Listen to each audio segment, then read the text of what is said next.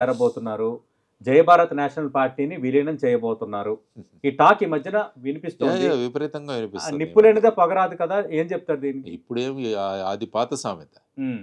ఇప్పుడు ఏంటంటే మీడియా ఉంటే అది ఏమైనా కావచ్చు. అది కాకుండా సోషల్ మీడియా, నిప్పు సోషల్ మీడియా ఓకే. ఏదైనా కావచ్చు.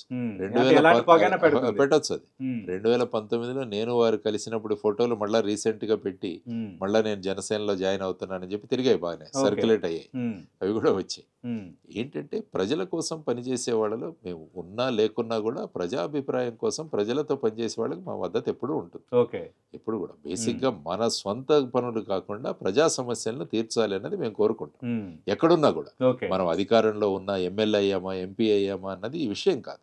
ప్రజా సమస్యలు పరిష్కారం అవ్వాలి. ఏ ప్రభుత్వం అది చేస్తుంటే కూడా దానికి మద్దతుగా పలుకుతాం.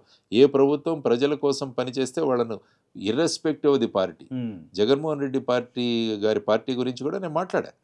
వాళ్ళు చేసిన నాడు నేడు కార్యక్రమాల గురించి నేను ఓపెన్ గా మాట్లాడాను. ఈ మధ్యన జగన్ పాలన మెచ్చుకున్నట్టుగా కొన్ని వచ్చే వార్తలు. డెఫినెట్ గా. ఎందుకంటే నాకు వాళ్ళు వీళ్ళు అన్నది ఏమి నేను అటాచ్ అవ్వలేదు ఎవరితో కూడా. ప్రజా సమస్యలు తీరుతున్నాయా లేదా అన్నది ప్రధానంగా చూసుకోవడం. మా స్కూల్కే సుమారుగా 18 లక్షలు వచ్చేది నాడు నేడు కార్యక్రమం. మా శ్రీశైలం స్కూల్ బ్రహ్మాండంగా ఇంప్రూవ్ అయింది.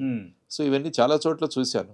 ఉద్దానం ప్రాంతంలో ఉన్న కిడ్నీ రీసెర్చ్ సెంటర్ కూడా వాళ్ళు స్టార్ట్ చేశారు. రాష్ట్రంలో మెడికల్ కాలేజెస్ తీసుకొస్తామని. సో ఇవన్నీ కూడా పాజిటివ్. నెగటివ్ ఉన్న చోట విమర్శించాం. ఈ ల్యాండ్ టైటిలింగ్ యాక్ట్ కానీ వీటి గురించి నేను మాట్లాడాను అగేన్స్ట్. కాబట్టి ఎక్కడైనా కూడా